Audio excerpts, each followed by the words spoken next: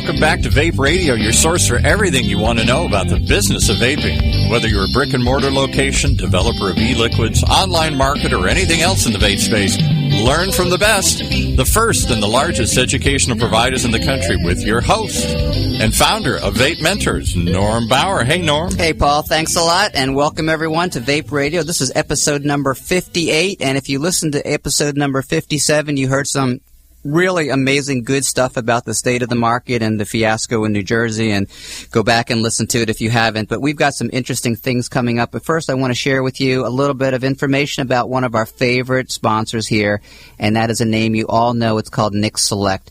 You know, the best margaritas, they use top shelf tequila. If you use the cheap stuff, you're going to ruin a perfectly good margarita, and you don't want that.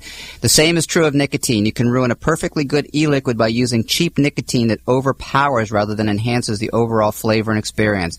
That's why we here at Vape Radio support Nick Select. You can actually taste the difference in their quality. Their subtle flavor delivers a smooth throat hit, which is why pharmaceutical-grade nicotine should do the job.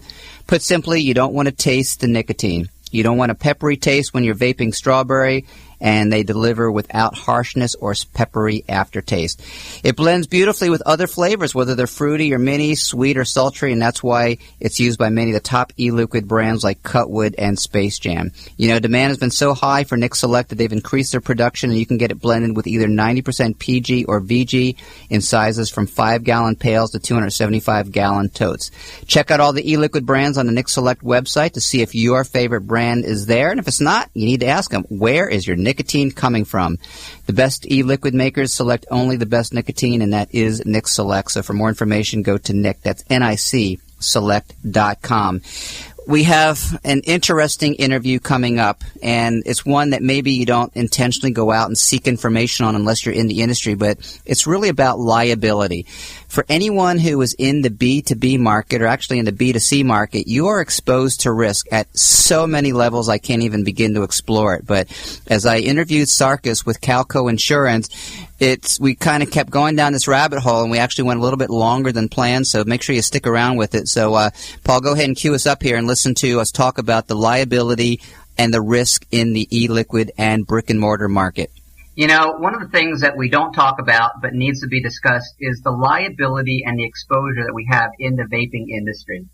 It's a fun industry, there's no question about it, but if you, who are listening right now, if you own a brick-and-mortar store, you are exposed to liability. If you are in the e-liquid market, you absolutely are exposed to liability. So today, we're going to be talking about the things that, you know what, we really don't want to talk about, but they need to be discussed, and that is insurance and liability. I have on the phone right now Sarkis, the man who goes by one name, and he'll tell us why in a moment, and he's with CalCo Commercial Insurance. So, Sarkis, welcome to Vape Radio.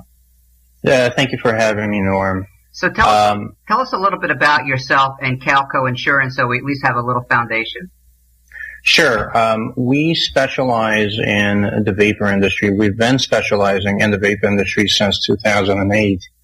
And what makes us unique is that our entire brokerage is focused on the vapor industry. So about 99% of the business that we write is vapor related. The key aspect of what we offer is that we make a distinction between tobacco products and vapor products. And this is where we provide coverage. So in other words, if we were to treat the product as a tobacco product, you would have a tobacco exclusion that says cancer, heart disease, or any other diseases excluded, which is not the case in our policy. That's excellent. All right, so there's a lot of things that you kind of mentioned out there that I want to go back to. First off, in 2008, the industry was very much in its infancy.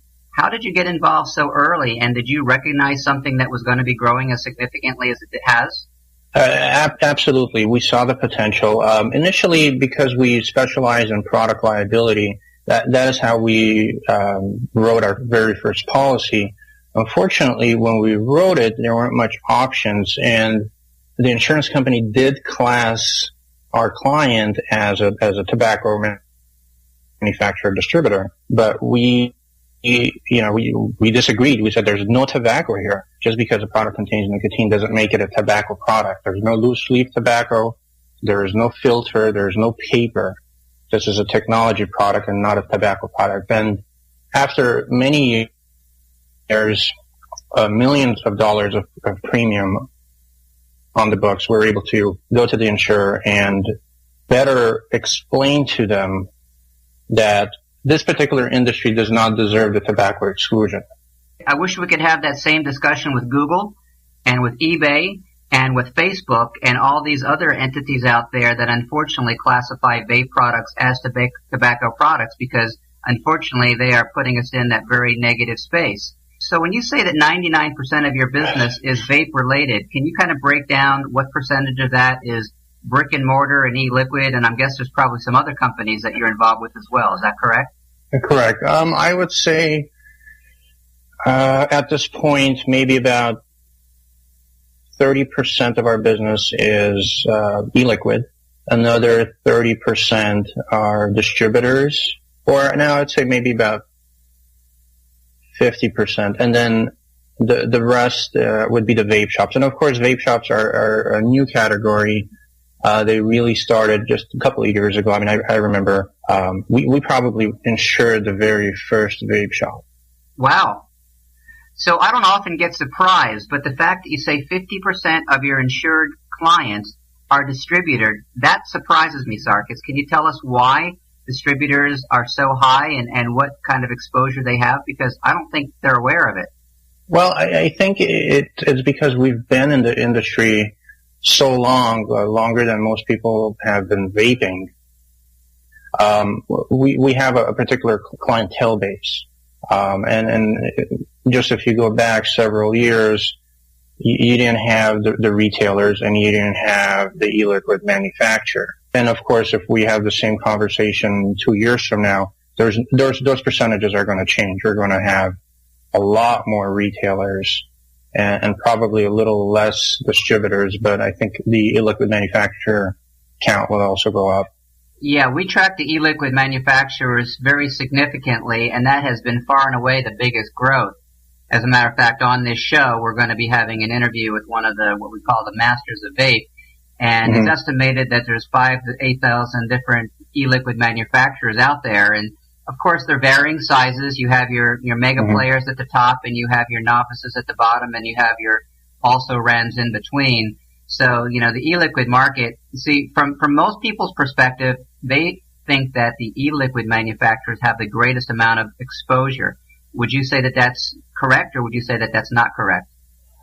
You know, interestingly enough, anybody in the chain of commerce, any company, any one person is going to be dragged into a lawsuit. When it comes to exposure, what happens really at the end, let's say a e-liquid company sells their product to a distributor, and then the distributor sells it to a vape shop. Well, everybody is going to get sued.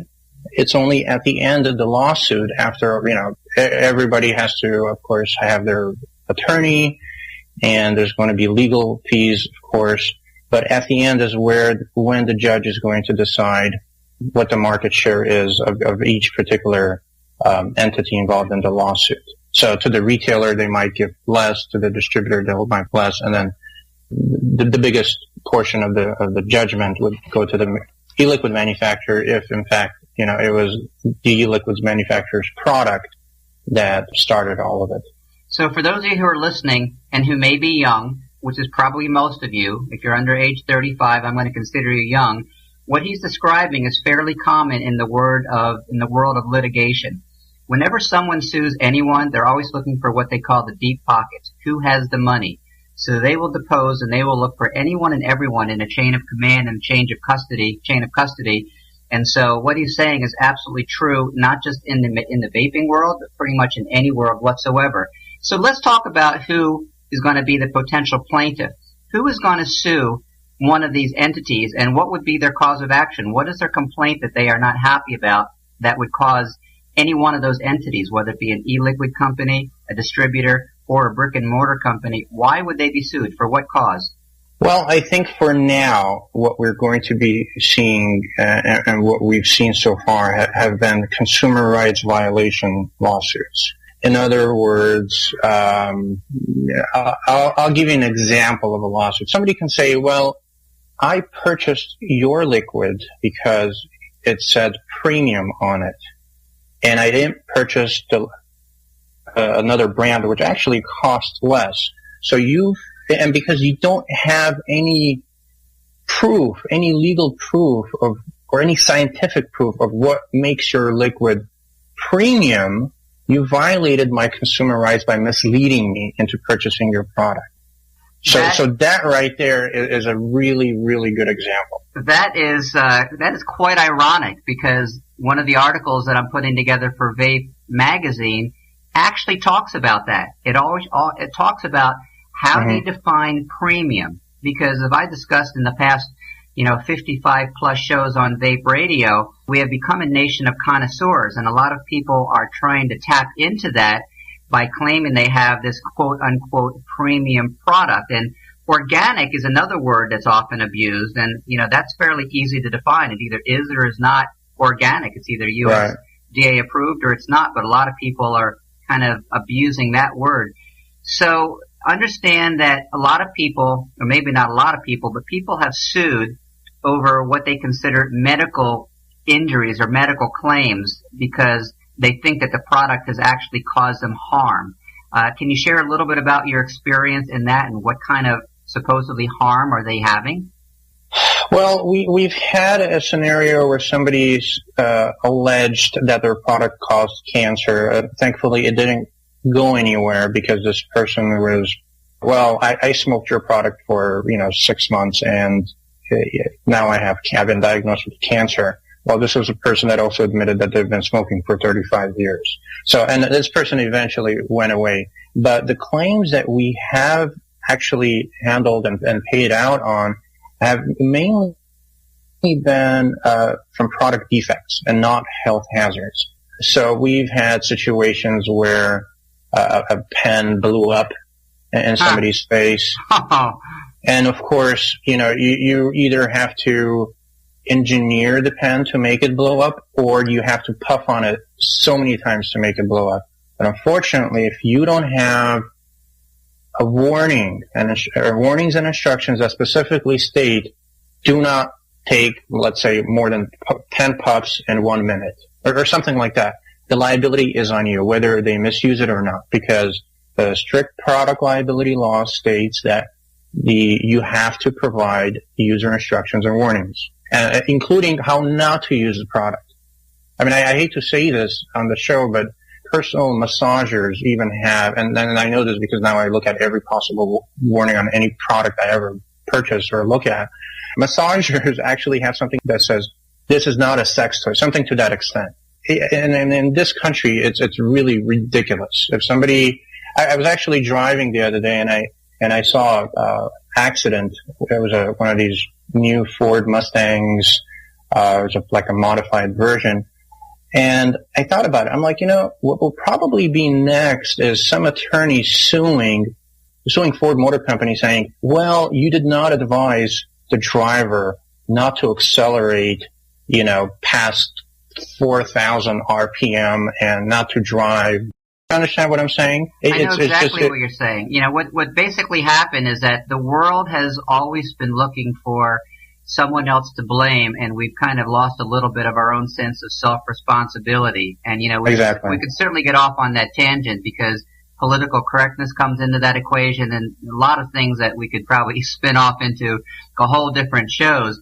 So one of the things that I wanted you to share is that you and I had a discussion several weeks ago about some of the changing guidelines with some of the larger insurance companies out there.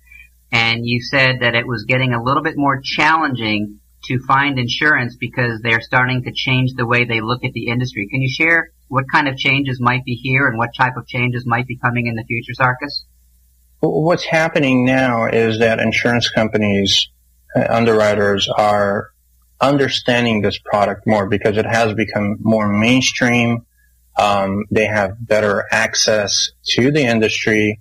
A trade show is one example of that. We didn't have trade shows several years ago, and now we have vape-specific trade shows. Lots of them. Right, and lots of them, exactly. I used to go to the only two that used to that are still around, and and that was it. And now, if I try to make it to every possible show, I don't think I'd ever make it home. But in terms of what's happening is, for example, several years ago when we were able to bring coverage to the vapor industry, there was no exclusion for diacetyl, and now there is exclusion. There is an exclusion for diacetyl. And this is how, the underwriters are basically catching up with the industry. So I think as further along we get and the more information the underwriters get, the more restrictive it's going to be. And now the only thing that the industry can do is have proper warnings and instruction, because if insurance companies start paying out on certain type of claims that could have been avoided by the use of instructions, guess what? Those particular exposures will be excluded. And, maybe 10 years from now, the vape policy is going to be just like the tobacco policy, where it will not cover any health-related claims. So, Sarkis, let me jump in. So has there been any substantial victories by a plaintiff against some entity of the vape space for a liability that the court ruled in their favor? No, thankfully not. Okay, that's good. We don't want a legal precedent against our industry. Of course, it's going to affect my business. It's going to affect a lot of stakeholders in this industry, obviously the entire vape industry. But what has happened is there are several lawsuits against various companies in the vapor space, including one against, or I think there's two against Blue, and then there's another one against a smaller company. And these lawsuits are really just consumer rights violations. They're somewhat successful, and some of it goes back to, again, consumer rights violations. Well, you didn't tell me, you called your product the gold, or that was the case in the Enjoy lawsuit. That I think it's still pending and hasn't been settled. I could be wrong. It could get a lot worse because the attorneys are themselves are getting more and more information on the industry, and they're understanding more and more about the industry. Yeah, and this harkens back to what I said earlier about the deep pockets. A company like Altria or Lorillard or Reynolds, they're more likely to get sued because an attorney is going to do this on a contingency, and they're willing to throw something against the wall in the hope that they might win a multi-million-dollar suit. If you are Joe's Vape Shop over on Main Street and you're not doing anything in the way of, beyond a certain amount of business, it's not that likely you would be sued. However, if you sell a name brand product and they feel that name brand product is what caused them harm, they're going to sue the name brand product. They're going to sue you. They're going to sue who you got it from. And so the chain of command is going to be very, very significant. So I want to bring up bring up 2 points before we can wrap this up. So you brought up the situation of where someone can potentially sue a hardware manufacturer or even the seller of that piece with a product that blows up. And of course, it's no great surprise. Products do blow up. Batteries are volatile. They're volatile in cell phones. They're volatile in computers. They're volatile in automobiles. And, as a member of the media, I absolutely disdain the media that loves to jump on that bandwagon. And from what all indications are, most instances of something like that is usually user error, as it almost typically is. So the problem is, ladies and gentlemen, is that even though your customers might in fact do something wrong, there's a possibility that you could still be drawn into their being idiots, because that's what they are. Absolutely, and especially if you look at a wide variety of products that are sold either online or at the stores, and you just look at the packaging, there's barely any warnings or instructions. One of the biggest issues is that there is no warning and this is when it comes to hardware, there's no warning that says, do not charge with any other charger other than the one provided with this device. And we've actually had some claims because of this. Oh, interesting. So certain chargers emit higher amount or lower amount of current, which either overcharges or tricks the circuitry in the hardware of thinking if the current is low, it might trick the circuitry into thinking that it's not getting enough power, so it continues to accept the current and continues to charge to the point where it may potentially explode. Or if it was left under the sun, it was charging in the car in a real high heat. So, like you said, there are volatile things can happen, and all right, the exposure is there, basically. Yeah, I'm going to go ahead and make sure that this is very clear for those of you who are listening. You know, I'm an Android phone user, and if I'm out somewhere and my phone needs a charge, I can find another Android phone charger and not have too much of a problem. If you're an iPhone user, the same thing. They're pretty much universal. So, a word of caution. You know, if your vaping device came with its own charger, which of course it did, be smart.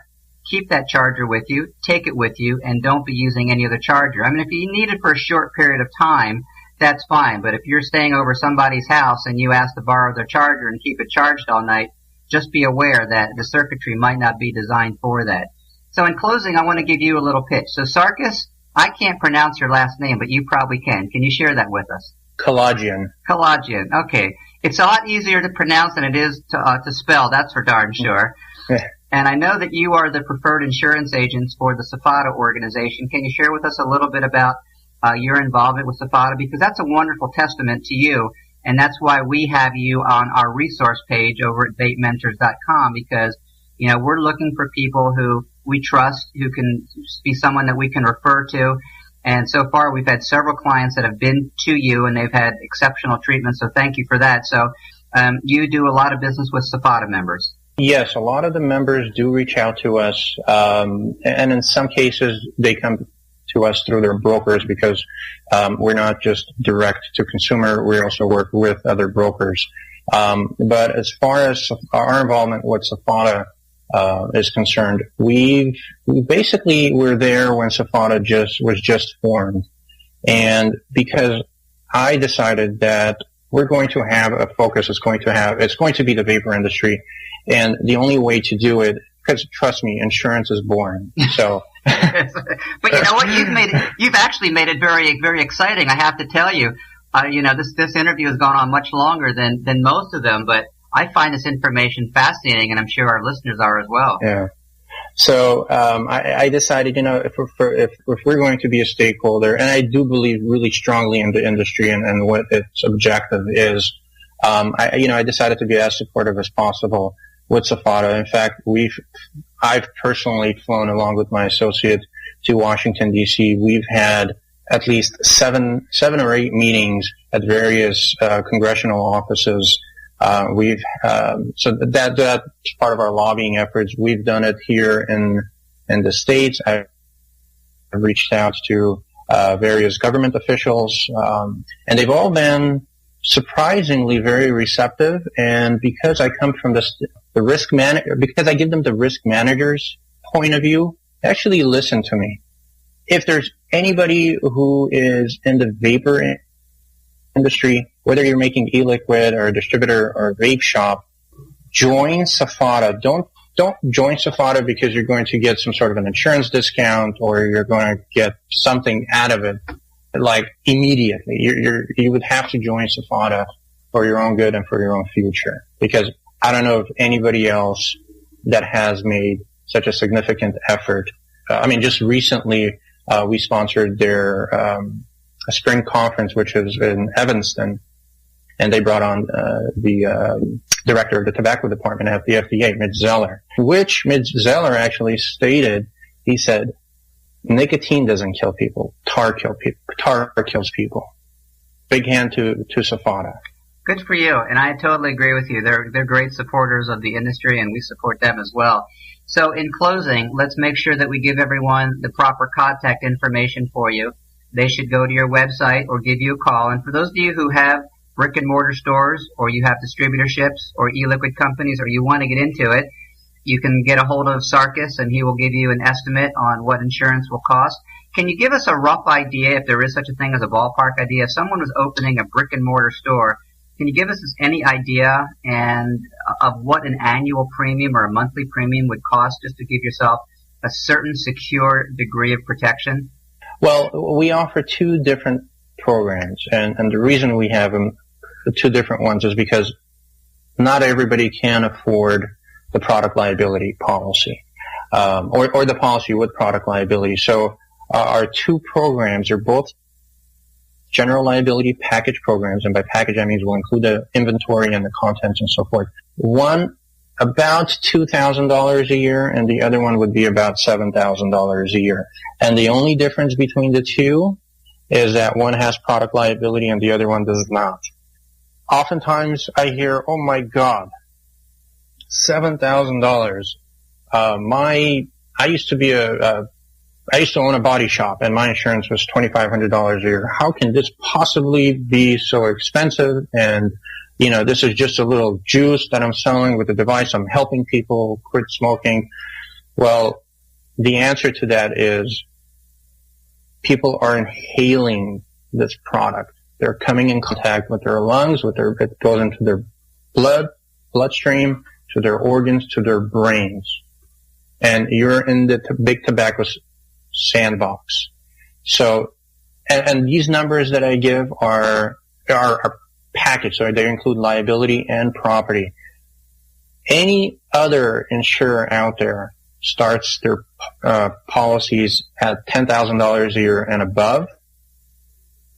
And in addition to that, they actually exclude e-cigarettes from providing any kind of health hazard coverage. So they treat it as a tobacco product. So because we write so much business, because we do program business, our rates and our coverage is so much more better.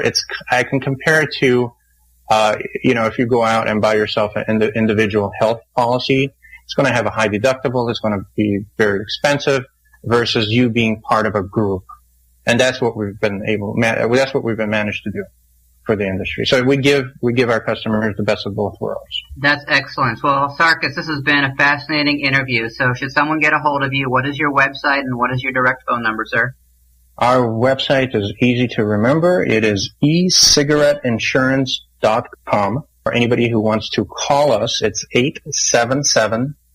877-225-2699. I'll repeat that. It's 877-225-2699. That's excellent. And for those of you who don't want to write all that down or have not written it down, you can just go to VapeMentors.com. Look under resources and you will find the information there for CalCo commercial insurance. So, Sarkis, thank you so much for joining us here on Vape Radio, and we'll see you next time. Thank you for having me, Norm. Thank you very much. Bye-bye. Well, I'll tell you guys, again, it's not the most exciting topic in the world, but it is something that needs to be discussed, so hopefully you enjoyed it. And if you have any questions or comments, just go ahead and send us a note here at VapeMentors.com. Otherwise, do not go away, because we have a two-part interview coming up with Austin Hopper with the name of a company who I'm not going to share with you. You're just going to have to come back in just a moment. So don't go away. Paul, give me some outro music. You've been listening to Vape Radio, your source for everything you want to know about the business of vaping. Brought to you by VapeMentors.